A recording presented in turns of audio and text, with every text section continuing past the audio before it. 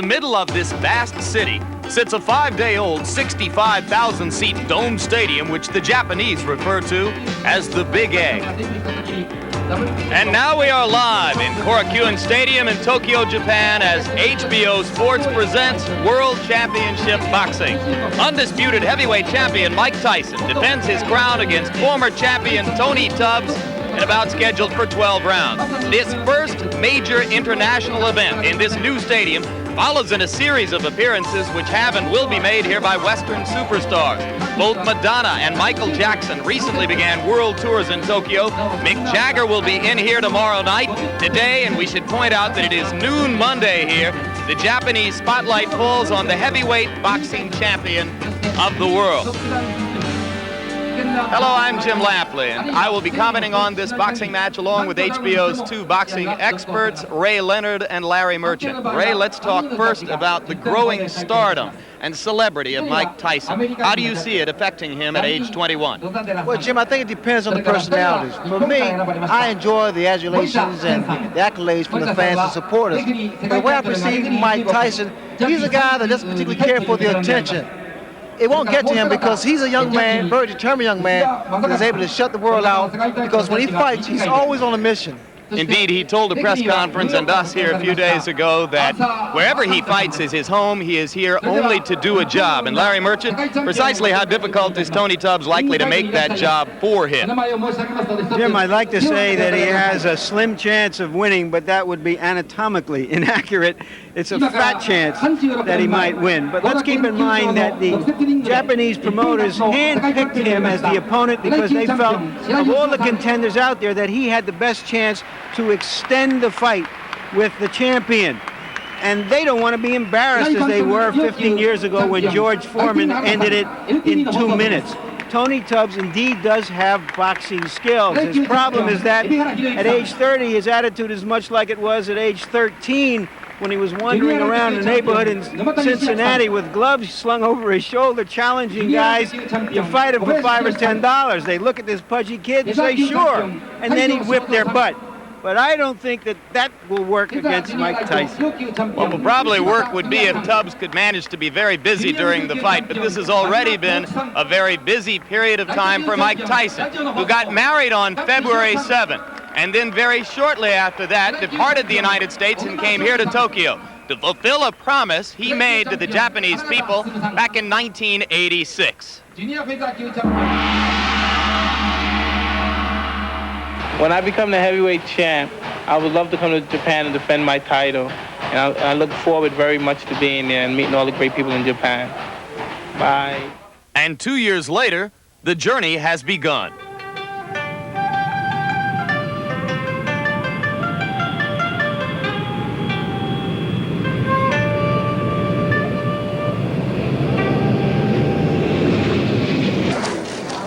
Not since George Foreman KO'd Joe Roman in 1973 has a World Heavyweight Championship fight taken place in Tokyo.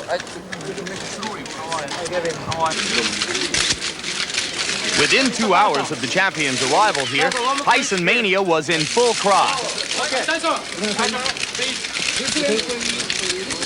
So I really would like thank you graciously to invite me to your country, and I look forward to giving you a good show.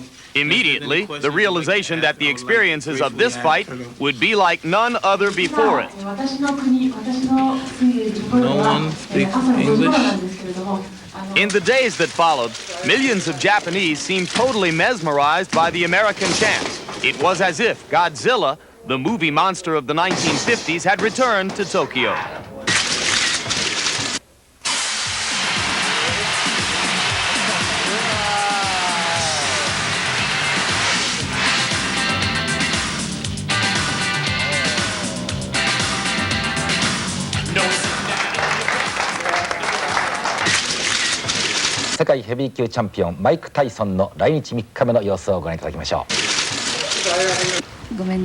Here, the heavyweight champion's every move has been watched and followed. Even at 4 o'clock in the morning, photographers waited for the chase for one more picture opportunity. It's scary. I don't mind being the champ of the world. and getting the attention I get in America, but you know, this is a whole different dimension once you leave your country and you're a bigger star in other countries than you are in your own country. And I mean, it's frightening to me, it is, you know what I mean? Because I didn't never want to be a superstar. I just wanted to be the champion of the world. In the beginning, most Japanese knew little about Mike Tyson. But as each day passed here, he became exactly the center of attention he claimed he didn't want to be. そうですね。まあなかなかやはり世界的に名声を発するだけあって。マイク・タイソンはセクシーだと思います。Giant. He is a symbol of the United States. できればとっても素晴らしいマイク・タイソンと一度デートしてみたいです。めっちゃ強いに違うんかな。とにかく今世界の中で一番強いと思うけど。Even the children found a way to get into the action. So on the first day tickets went on sale, 80% of them were sold.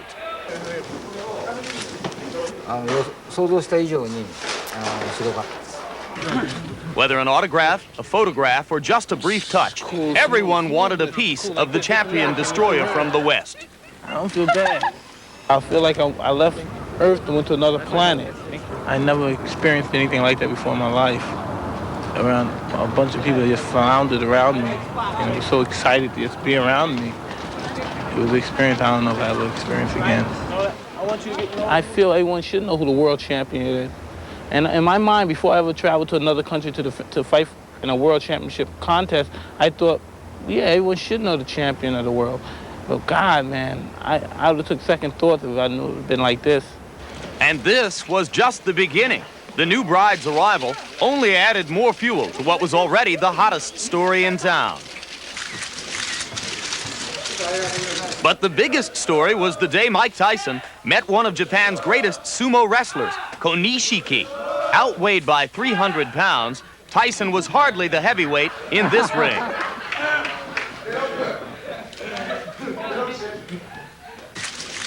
Nor could he imagine how he might become heavier from the sumo's customary meal. How can you get big off this? I eat stuff like this. Training. I eat things like this when I'm on my diet. Yeah. In a matter of days, Mike Tyson captured the hearts of millions. As celebrity to some, as temporary inspiration to others, his journey had just begun. In every champion's reign, some part in his particular career, he goes through that stage is when all attention in the world is focused on him. And I think this is my time. Here on this national holiday, vernal equinox day in Tokyo, a large crowd is still arriving. They have paid up to $800 tops to see this World Heavyweight Championship fight between Mike Tyson and challenger Tony Tubbs, and we're bringing it to you live on HBO Sports. Now standing by with the newest and most special member of this heavyweight champion's relatively small entourage is Larry Merchant. I'm with Robin Givens, who was attending her first Mike Tyson fight as Mrs. Champion. Robin, inquiring minds want to know, how does a woman who went to Sarah Lawrence and Harvard Medical School wind up falling in love with a guy who's a graduate of the School of Hard Knocks? God, I want to know too. There's something, we have a lot in common, traditional families, and we just sort of love each other. We sort of love at first sight. It was hard in the beginning, but we got through it and we ended up married. Conventional wisdom in boxing would be that marriage will somehow soften up the champion and make him vulnerable for a challenger. I've been hearing a lot about that. I'm getting blamed for everything. I don't know. Michael was talking the other day, and he was saying a middle-class person couldn't be a fighter. A fighter has to have known struggle, enabled him to have learned the art of boxing. Michael knows the art of boxing. Hopefully, I'll give him some sort of peace of mind, and that'll enable him to perfect this art. And I'll love him to death. I'll do the best I can. Thank you so much, Robin. The odds makers say you will enjoy the fight. Just one historical social note. Heavyweight champions Jack Johnson, Jack Dempsey, Muhammad Ali, Joe Louis, all married early and often, and it never hurt their careers. Now let's roll out the challenger, the man who wants to end this honeymoon. He does have more ice cream than fire in his belly, but he also really has the stomach for fighting.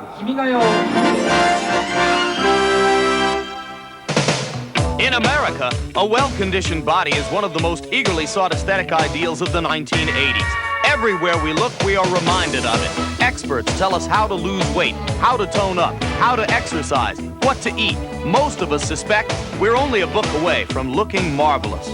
Sports television channels jump on the exercise bandwagon with numerous aerobics programs. Still, there are a few who contend that bigger is still better. What would Christmas be without a roly-poly Santa Claus? Even in sports, there are exceptions, like the sumo wrestlers of Japan, who haven't missed a meal in years. And that kid from the Windy City, the American sumo. What's his name again? But in professional boxing, it's generally seen as a fighter's responsibility to enter the ring in the best shape possible. Not being in shape has been a criticism that has haunted one Tony TNT Tubbs throughout his career. Back in 1985, Tubbs won the WBA Heavyweight title with a decision over Greg Page. But for reasons which remain obscure, Tubbs neglected to take advantage of his golden opportunity, gaining 15 pounds while supposedly training for his first title defense against Tim Witherspoon. Tubbs claimed the weight gain was the product of injuries and problems with promoter Don King. Regardless of its origin, when Tubbs stepped into the ring that evening, many believe he cheated boxing fans and cheated himself as well. Basically, I never really been in top condition for any fight. 244 was overweight, but that occurred with injuries. My problem now is that I don't want to come in the ring because people want me to come in the ring at 220, or 215. I got to come in the ring because I feel good about my weight, and I feel good to at 28, 30, I'm strong and I'm fast. Mike Tyson got to deal with that. Tony Tubbs concentrates more on his training now. He wants to avoid the mistake of again failing to realize just how much is at stake in this business. If fighters aren't motivated to get into shape by pride, the rest of us would like to believe they should be motivated by the chance to make millions. 7 years ago, when Tubbs turned professional, he weighed in at 212 pounds. But by his 15th fight, he was already up to 224. And 4 fights later, he tipped the scales at 239. 1 more win, 4 more pounds. Then for his next 2 fights, he got himself into the best shape of his career. Against Bone Crusher Smith, he weighed in at 228. And then against Page, 229, which he considers his best fighting weight. Then lightning struck again when he defended his title. He ballooned to 244 and lost the championship belt. But Tubbs received a second chance when Witherspoon was ruled to have run afoul of a drug test and a rematch was ordered.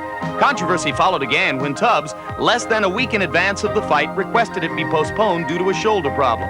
The injury was confirmed by independent examination, though skepticism lingered. Now Tony Tubbs is back in training with a new purpose.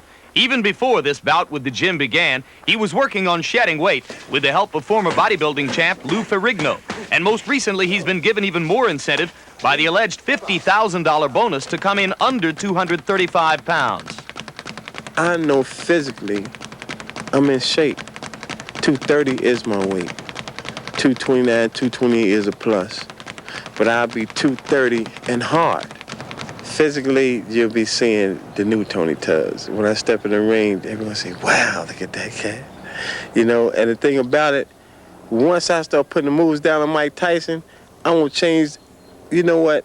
This fight might not be hard as y'all think it's going to be, because Mike Tyson is only good for what he can hit. For Tony Tubbs, a chance for redemption is near, but there are new stakes. If he fails to enter the ring with his mind and body 100% prepared for Mike Tyson, this time it could be hazardous to his health. I know right now that I am one of the best heavyweights in the world. I can box better than any of them, and I ain't taking no back seats to none of them. I'm not even taking a back seat to Mike Tyson.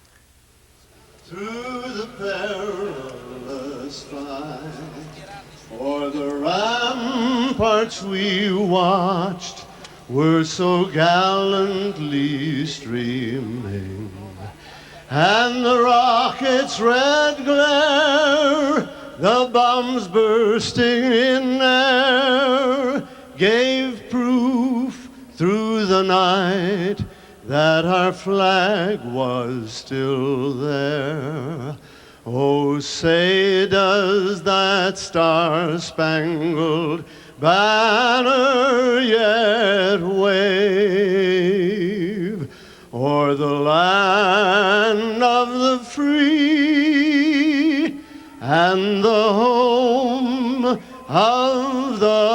the brave. And that, as almost all of you surely know, was the famous welterweight Andy Williams. Despite what Tony Tubbs told us about coming in at a hard 230, yesterday he made a liar of himself at the weigh-in at a rather blubbery 238. Not what the Japanese had in mind, Larry, when they agreed to Tubbs as the first opponent for what is being called the Tyson World Tour. That's right. And here's a man who has really begun it in modern times, Muhammad Ali. This event is a reminder that one of his many achievements was truly making the heavyweight championship a world championship. Between Jack Johnson and Ali, no American world heavyweight champion fought for the title overseas. So now Tyson begins the world tour in Tokyo, and in moments we expect the challenger, Tony Tubbs, will exit his dressing room and begin to make his way toward the ring. He weighed 228 and 229 in his title fights against Page and Witherspoon, 238 and a quarter yesterday. Very quickly now, Ray Leonard's inside tips on what each fighter must do to win the fight. It's no big secret, Jim, that Tony Tubbs would definitely have to jab and move in order to keep Tyson off balance. I think weight becomes a factor here because it somewhat stabilizes him, because the excess weight, he becomes a stationary target. He mentioned to me yesterday that he's willing to exchange punches, which could be a big mistake. Hand speed, exceptionally quick hands for a heavyweight. And I think that could frustrate Mike Tyson if he should do that. But he has a tendency to become stationary, and in doing so, we're talking problems. Here, Mike Tyson, a notorious body puncher, works his opponent's body, slows him down, and he's starting to use his jab a lot more, which gets him inside, and he's able to deliver punches. He has a mistake that he needs to correct, and that's lunging in with punches. Because what happens, Jim, a lot of times a guy's able to counter his shots. But if Mike Tyson hurt you, no question about it, he's in there to finish you off. One man he would like to finish off today, Tony Tubbs. And there is Tony Tubbs standing behind his trainer, Odell Hadley. Hadley is the man to the left of your screen. Tubbs' management situation and his training situation has changed constantly from year to year and in recent months. And Ray Leonard, we must ask, what should we think of a man who does not have the responsibility to himself or to fight fans to enter the ring for a heavyweight championship fight in the best possible condition? Well, not just in the ring against Mike Tyson doesn't make sense to me. You have to be in the best shape possible to compete or contend with Mike Tyson. And for some reason, I don't understand Tubbs' conditioning. Yeah, but the other side of it is that if Tony Tubbs came into the ring in shape, he'd be some other fighter. He wouldn't be Tony Tubbs. He'd probably be a nervous wreck trying to get down to weight. That's just not who he is.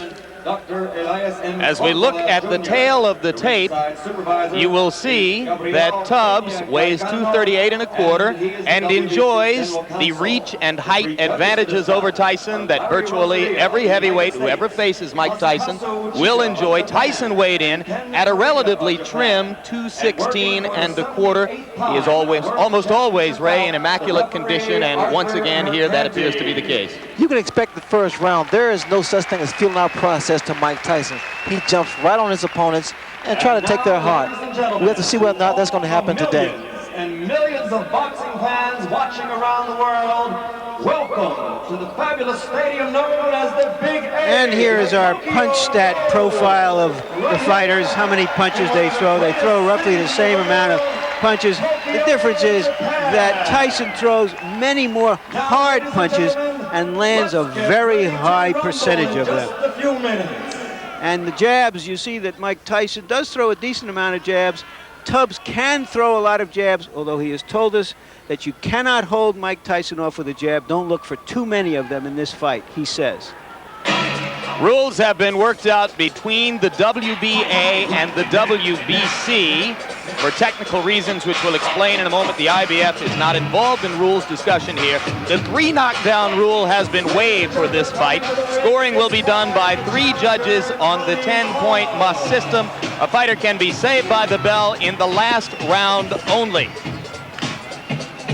And now Tony Tubbs, who now lives in Santa Monica, California, was raised in Cincinnati, Ohio, begins to enter the ring. Recently turned 30 years old, Tubbs has won 25 of 26 fights in an 8-year professional career. The only loss, the title loss decision against Tim Witherspoon when he weighed 244 pounds. He has twice been as far as 15 rounds.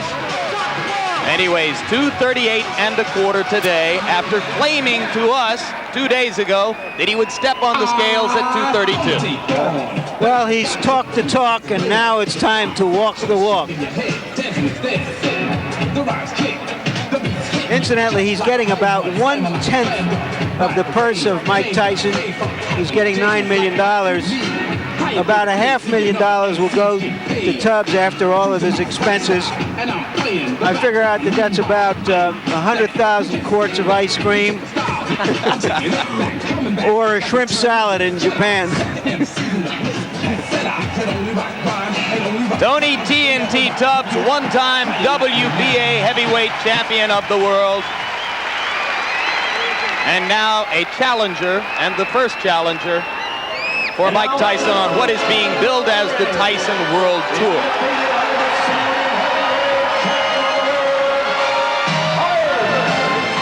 There is a syndrome evolving here in Japan, which is described by a new term in the Japanese language.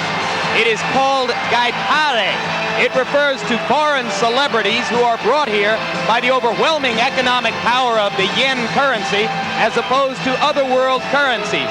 Now joining Madonna, Michael Jackson, and Mick Jagger as gaitare is Mike Tyson. And the interesting thing here is we were led to believe that the Japanese fans would view this more as a show, and that they sit on their hands a lot. But they are truly as excited as people led us to believe they were underneath their impassive masks. Of course, if you have seen Tyson before, you are aware of what is called the gladiator look. No robe, no towels, no socks, just the black trunks, the boots, and the 10-ounce Everlast gloves. Mike Tyson is 21.5 years old, unbeaten in 33 fights with 29 knockouts. He went 12 rounds to a decision twice. This is his 6th title defense as heavyweight champ, the 3rd defense as holder of the championship in the eyes of all 3 governing bodies. Because of a conflict between local promoters and the International Boxing Federation, only the WBA and WBC title belts are being billed in Japan in connection with the fight. But in reality and in the eyes of boxing fans, it is the unified title which is at stake.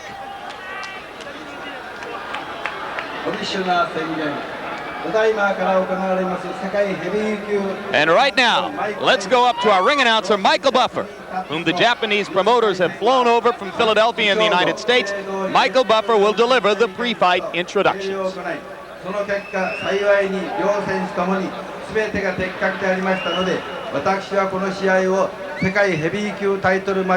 This, of course, is the Japanese ring announcer who is providing initial instructions for Japanese fans here as to the principles in the ring. And now, Michael Buffer takes over the mic.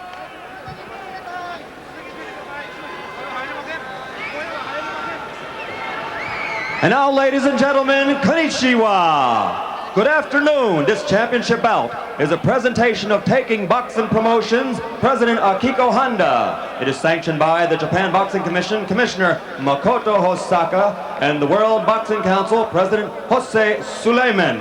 The World Boxing Association is represented by Championship Committee Chairman Dr. Elias M. Cordova Jr., The ringside supervisor is Gabriel Peña Garicano. He's the WBC General Counsel. The three judges are Larry Rosadilla of the United States, Masakutsu Uchida of Japan, and Ken Morita of Japan. And working for the 78th time in a world title bout is the referee Arthur Mercanti of the United States. And now, ladies and gentlemen, to all the millions and millions of boxing fans watching around the world, welcome to the Tokyo Dome, the Big Egg, right here in one of the greatest cities in the world, Tokyo, Japan. I would like to introduce in the ring at this time, a man known as one of the premier promoters in the world of boxing, Mr. Don King. And now, ladies and gentlemen, let's get ready to rumble! 12 rounds for the heavyweight championship of the world. Introducing first, fighting out of the blue corner. He's wearing his boxing trunks and weighing 238 1/4 pounds with a professional record of 24 victories, 15 by knockout, and only 1 defeat.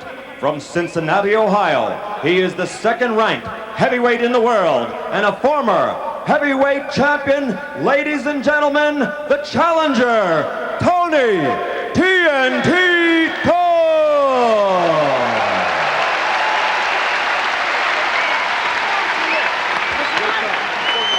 And fighting out of the red corner, wearing the solid black trunks and weighing 216 1/4 pounds, from Catskill, New York, which is the hometown of the late great trainer of champions, Cus D'Amato.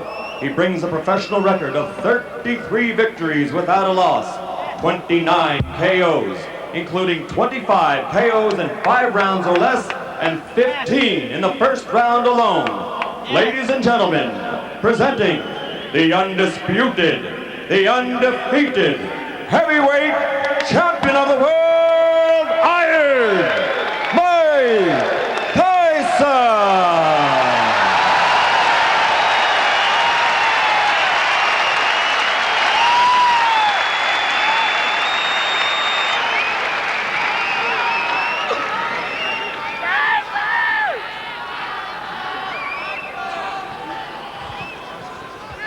Mike and Tony, you both received instructions earlier in the day, and therefore you know the rules.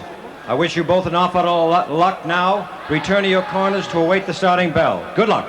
That's Arthur McCanty doing his 6th heavyweight championship fight, his 78th world championship fight. Tubbs says he knows how to fight. The champion, everyone says it. It's a little bit more difficult to pull it off. Let's see if he really wants to rumble as he says he does. I see Mike Tyson eyeing the belly, the midsection of Tony Tubbs, so look for him to jump right on him in the first round. Okay, we're all set? All set. Go. Mercanti says they're all set, and there's the bell for round 1. Tubbs throws the jab, and Tyson responds in kind. Go to your right, baby.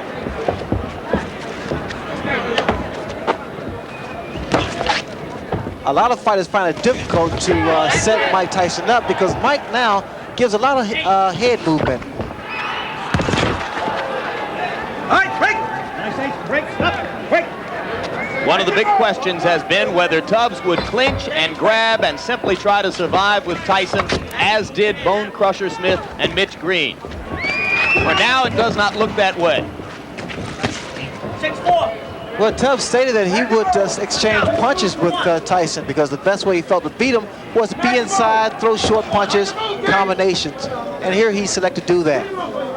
I don't necessarily agree with that, Jim, because what happens, Tyson, with his shorter arms and upper body strength, is able to do a great deal of damage to the midsection of his opponent. Watch for the left hook by Mike Tyson. Tubbs trying to go downstairs to Tyson's body. You see the left jab of Mike Tyson. He's starting to use it more consistently now. He found out that it gets a man into punching range. You can begin to see the startling hand quickness that Tubbs brings. Startling partially because of the shape of his body. Well, here with Tubbs, the uppercut. I also noticed the uppercut of Mike Tyson. He's able to throw the same punch twice, under and over. Tyson missed with the left hook. Earlier, he had landed a wicked right to the kidney. Look for a looping right hand by Mike Tyson because that's the punch I see that Tubbs is vulnerable to. He keeps dropping that left hand. 1 minute to go in round 1. Tubbs landed a left and ducked away effectively. You know what to do, champ. There you go. There you go. There you go. You know what to do, champ. Speed, baby, speed. What Tubbs needs to be doing now, he needs to throw 2 and 3 jabs to kind of break the rhythm of Mike. Because what's happened, Tyson started to set up. You need to break that rhythm with a jab. Tubbs throwing the uppercut. A lot of people think he will have to be effective with that punch because Tyson comes in constantly. Well, Tyson also lunged him with an overhand right there, and that's one of the mistakes he makes. 10 seconds to go in round 1.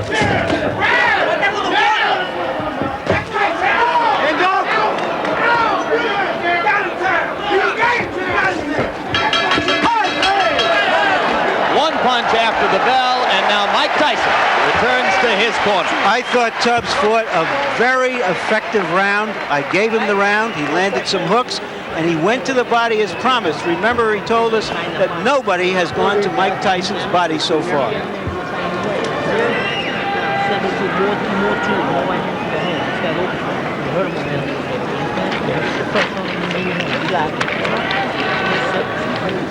The voice is that of trainer Kevin Rooney. Oh, you got it? 6 on one, half dozen on the other. Take that.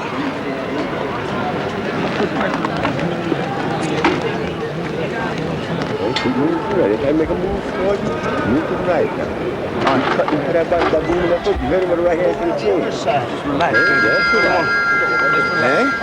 Second down. Second down. Okay, good. Second down. Round 2. The talking in Tubbs' corner was done by trainer Odell Hadley. So now Hadley and Rooney have had their minute, and round 2 begins. Tubbs keeping that right hand up because of the left hook of Mike Tyson. But also, you notice now you see a much more relaxed Tony Tubbs. So now his punches are being more fluid. Look at Tyson with the rapid-fire 3 jabs in a row. Something new within the past year. Well, Tyson is starting to improve each time he steps into the ring. But what I see here in Tubbs is pretty much trying to get range so he can drop his right hand, because in his corner they told him to drop the right hand. The left hook lands, but he needs to come back with the right hand.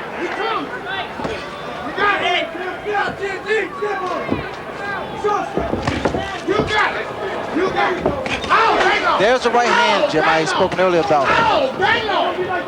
You must give Tyson angles. You can't remain stationary.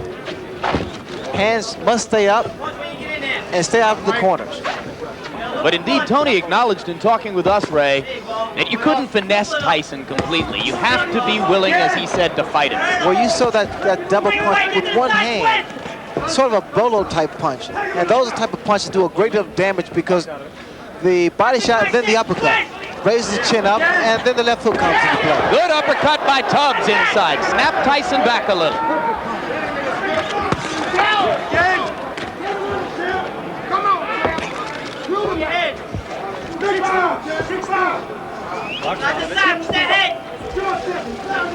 Tubbs has to be very careful. You notice he put both feet together, and that's easy to be knocked down or knocked off balance.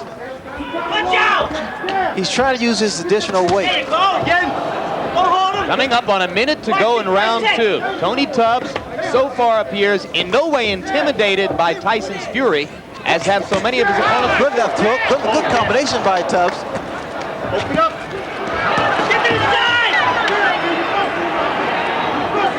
You know, Tubbs just trying to gain respect, and I think he's done that.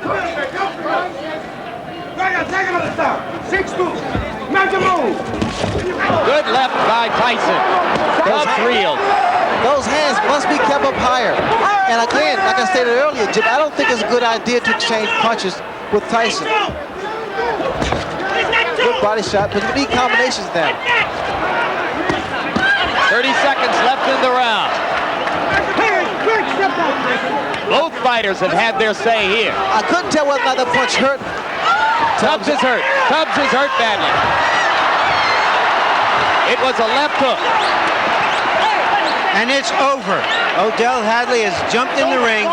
The fight is over. With stunning swiftness.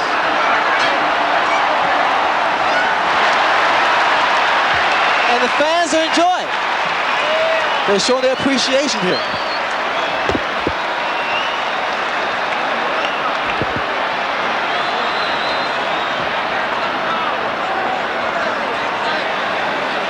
Remarkable. The tide of this fight changed within 15 or 20 seconds. Well, that's what a great puncher can do. The boxer is thinking all the time, and the puncher is punching all the time. The only thing I can say now is that if you thought that whale hunting was outlawed in Japan, we just saw that Mike Tyson hadn't heard about it.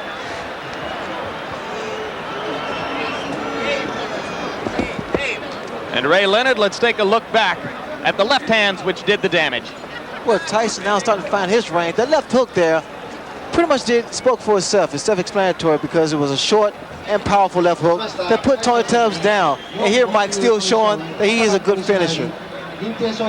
Tubbs had already been reeling a bit before that point as the result of a short right against the ropes. What was happening actually was that Tyson was wearing down Tubbs because Tubbs tried to stay inside and fight Mike Tyson's fight, which I thought was a mistake. Heavyweight champion, Mr. Mike Tyson. Once again, that's short left hook. And for those that say Mike is not really a one-punch knockouter, I think they need to look at some films again. Mike has enormous strength and great upper body power. Early now in round 2. That was the punch against the ropes that really started things off. I said a right, it was in fact a left right on the forehead. But you can appreciate the power of Mike Tyson because that punch hit him on the temple, and it wasn't really a 6-inch punch, it was shorter than that. So Tony Tubbs becomes the latest in the string of victims. Tyson's 30th knockout in 34 times in the ring. And the Japanese, who were so disappointed 15 years ago by George Foreman's one-round knockout of Joe Roman, got about 2.5 minutes more this time. But Jim, you also have to commend the corner of Tony Tubbs because they was in there for the welfare of his safety because they saw the power of Mike Tyson and they saw that the man was hurt and was indeed down. Interestingly, Ray, one of the things that Tubbs had seemed to demonstrate throughout his 26-fight career up to that point was a pretty good chin. Well, he has a very good durable chin, but again, that's Mike Tyson there. And right now, let's go up to ring announcer Michael Buffer for the official statistics on this one. Ladies and gentlemen, here's the official time. 2 minutes, 54 seconds of the second round. The winner by knockout victory. Now 34 consecutive victories. Still the undefeated, undisputed heavyweight champion of the world, Iron Mike Tyson.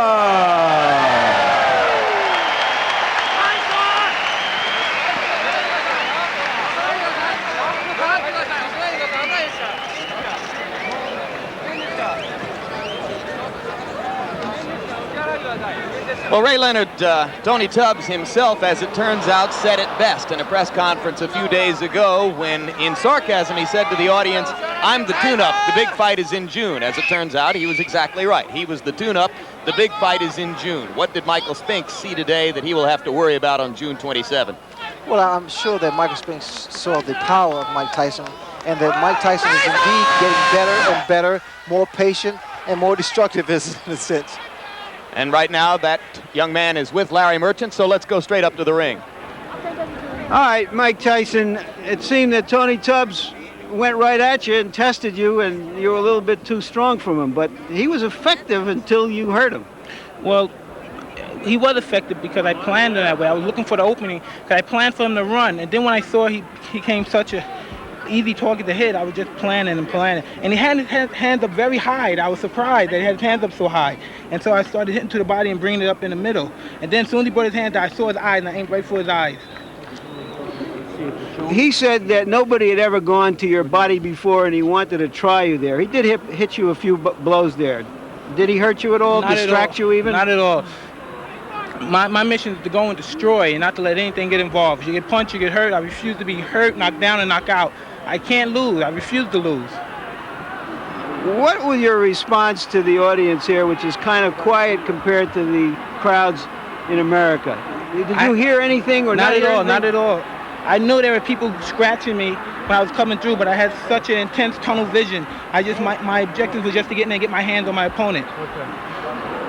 When he didn't come out moving and jabbing and doing those kind of things, what was your first thought about Well, that? I said, well, this is going to be a complicated fight. It's going to be a fight. He came to fight. And, you know, and for the last moment, I prepared for him to just come out swinging because Kevin said he's going to come out and try to rough you. Did he at all try to rough you up? Absolutely. I felt the tip of his glove around my eye. I don't know if it was the thumb, but in fighting, you're in a hurt business. You can't complain. And he was there to complain. Is it just a question, do you feel, that no matter what anybody's plan is, that your power will negate any plan? Plan is better. The objective is to win. We don't fight by book technology or anything. We come to fight the authentic way. When you see a man come out and he's obviously that out of shape and heavy, does that lull you in any way in the first round? Not at all, not at all. That was his prerogative to come out the way he did. My job is to finish him off. You see, if he would have went 10 rounds, 6 rounds, 7 rounds, then someone could say something critical towards my performance. But he came out a tough performance. He didn't come like a guy that just came to pick up a payday. He got hit with a solid shot. It looked like it was above the eye, but I tried hitting exactly in the eye. And he took a great shot and he went down. But if he would have lasted 6 or 7 rounds and he was out of shape, then you could criticize me. But he came to fight. And if anybody could criticize that he was out of shape, I did what's supposed to have been done to a person that was out of shape. I got rid of him quick. This is your first fight as a newlywed. Were you thinking about that at all? Did you want to put on a special performance in any way? Not at all, because when I'm in the ring, I'm objective, tunnel vision, and it's just, this is my world in here. I have to ask you one last question, Mike. In an article in Sports Illustrated that's on the stands now back in the States, it was said that sometimes after a fight, because you have so much adulation now and everybody's around you, you feel you have to go back, put a mask on, beg for quarters, go back to your old neighborhood. Is that true? No, I don't do that. I said me and my friend do it once in a while for a joke. Because he makes a joke, because, you know, people always say, Mike Tyson, you have a lot of money, you do this and that. So one day, me and my friend Rory, let's go, we put on mags and baggy clothes and bummy clothes, and we went on the street begging for money, just as a personal joke for myself. So we won't have to throw any charity for you. No, not at all. Thank you very much, Mike Tyson. And now back to ringside with Jim. All right, Larry, thank you very much. And one brief personal note, you saw behind Mike's shoulder there his co-manager, Bill Caton. For the first time since Mike's been fighting as a professional, the other co-manager, Jim Jacobs, has not been able to make this trip. He's back in a hospital room in New York recovering from an illness, and we would all like to offer our personal best wishes to Jim and wish him a speedy recovery and look forward to seeing him in Atlantic City on June 27. Ray, we heard the essence of Mike Tyson's ring intelligence there. This is a fight. You make no excuses. You come to destroy your opponent. Right now, we'll look back at round 2, and you tell us exactly how he did it. Well, there's no question about it, Jim, that Mike Tyson is always on a mission when he's in the ring. And I think it's difficult for fighters to deal with him because he doesn't have a feeling out process. In other words, he doesn't see whether or not he can land a jab or right hand. He goes right at you, and he goes in there for the kill. And we're going to take a look back now at the entire second round, Ray, from the handheld camera angle, which will give you a feel of what it looked like to us from ringside. Remember that Larry Merchant himself commented that he thought Tubbs fought a very effective first round, and in fact scored the first round for Tubbs. I thought it was pretty close to even, but certainly I thought Tubbs had given an impressive account of himself in round 1. The first round, that's the way you fight Mike Tyson, or compete with Mike Tyson, rather, because you have to give him angles, jab. You see the jab, how effective it is, movement, never a stationary target, because what happens here, when you become stationary, Mike Tyson works your body, he brings your hands down, and then he goes for the kill. I thought the first round was a pretty good round for Tubbs, although I would have preferred to see a lot more movement, a lot more left jabs thrown. Do you think that fatigue was becoming a factor this early in the fight for Tony? That's rather premature to say because normally body shots wear you down the later rounds, but then there's always an exception to the rule because Mike Tyson's body attack is so devastating.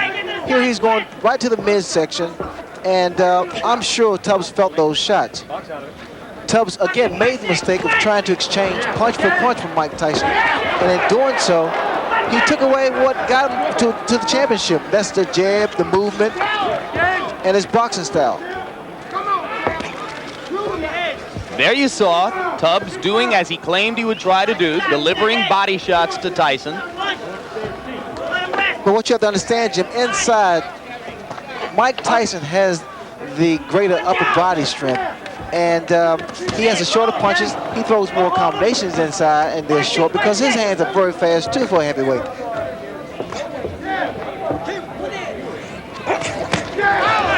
There was a good short left inside by Tubbs. But you also see the power of Mike Tyson because always after Tubbs delivers his combination, Tyson retaliates. And indeed, that's the problem of bringing the strategy that Tony said he would bring. You've got to fight with Mike Tyson, but then you give him a chance to do his thing. Look at the short shots that Mike hits his opponents with. Good short left hooks to the head, right hooks to the head, and then he delivers that crunching body shots. Not a lot of movement from Tubbs, although Tubbs now is trying to get some respect from Mike Tyson. I love that combination there with the same punch, same hand. The right to the body and an uppercut, right uppercut. Here, I see that Tubbs is wobbly. He's ready to go here. So Tubbs winds up as a fat bug on the windshield of Mike Tyson's career. And indeed, Larry, as time goes on, we are likely to have opportunity after opportunity to continue to place Tyson in historical perspective and into proper perspective in the modern boxing scene. Your thoughts on what you saw him do with Tony Tubbs today? Well, I think it just basically it confirms the fact that while he may not yet be classified as a great heavyweight champion, that he's certainly the most precocious young heavyweight that there ever was in boxing. He's still younger than any other person has ever become the heavyweight champion, and yet he's not yet 22 years old. I imagine he's going to be awfully good for the balance of payments in America as he excuse me, travels around the world, because people around the world do want to see this American phenomenon. And of course, all of that, Larry, presumes that he can get by Michael Spinks on June 27. Did you see anything here which alters your perspective on the Spinks bout? Well, the only thing I've seen here that would affect the Spinks fight would be that Michael Spinks knows, if he ever had any idea of staying inside with this guy, that he's got to just stay away from him and hope to frustrate him and make him a little wild and crazy and tentative. And then jump in as he is wont to do. I have great respect for Michael Spinks as a fighter, but against somebody who is as young and strong and especially as fast with his hands, with his feet, and even with his mind. He adjusts with his mind. Not many 21-year-old fighters can do that. I don't see any hope for Michael Spinks or anybody else out there that we know of at this point. That's a pretty strong statement. Larry has just said that he sees no hope for Michael Spinks, who is an undefeated fighter, who once held a legitimate heavyweight championship of the world in the eyes of one of the three governing bodies, who is still seen by some as a people's champion because he twice defeated Larry Holmes. Where do you stand on the Spinks versus Tyson question at this moment, Ray? Well, I think that Michael Spinks will have to be innovative in order to defeat Mike Tyson. Naturally, watching his performance tonight reassures him that it's not a good idea to stand inside with Mike Tyson. Michael Spinks, his style is so unorthodox, and his movement will pretty much help him out a great deal, because if he selects to stay inside, Jim, he's asking for problems, because Michael Spinks is indeed a very intelligent boxer. All right, just to sum up, and with thanks to Ray and Larry, what you have seen today was 21-and-a-half-year-old heavyweight champion Mike Tyson earning about $9 or $10 million for just under 6 minutes worth of work in the ring, the product of the continuing development process, which was begun by a great fight trainer named Cus D'Amato, which continues now under Kevin Rooney, under the management of two men named Bill Caton and Jim Jacobs, and the prospect continues to exist that we will watch this heavyweight champion fight all around the world against all kinds of opponents. Stay tuned immediately following this World Championship Boxing telecast for a special presentation of The Hitchhiker Special Ingredient, followed by A Nightmare on Elm Street 3 Dream Warrior. Those are on the East Coast and in the central regions. Jumpin' Jack Flash on the West Coast and in the mountain areas. All of those shows will be seen in their entirety. Be sure to join us for our next World Championship Boxing telecast when WBA welterweight champion Marlon Starling takes on Mark Breland in a bitter rematch, and WBA lightweight champion Julio Cesar Chavez defends his title against Rodolfo Aguilar. An exciting doubleheader on Saturday, April 16, right here on HBO. So for Larry Merchant and Sugar Ray Leonard, I'm Jim Lampley, saying so long now from Tokyo, Japan. The executive producer of HBO Sports and producer of tonight's telecast is Ross Greenberg. This fight was directed by Mark Payton. The feature producers were Rick Bernstein and Michael J. Whalen. The associate producers were Dave Harmon and Steve Salvatore. The assistant to the producer, Brian McDonald. The production manager, Russell Gabay. And the technical supervisor, George Wenzel.